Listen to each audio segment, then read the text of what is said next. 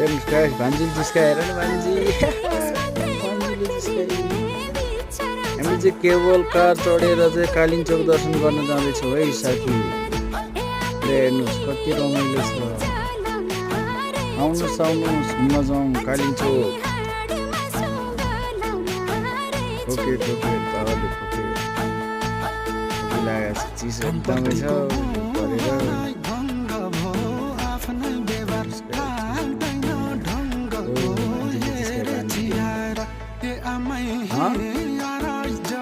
ताली पनि माध्यमको कालिम्पोङ गएको रमाइलो पो लाग्यो त हौ।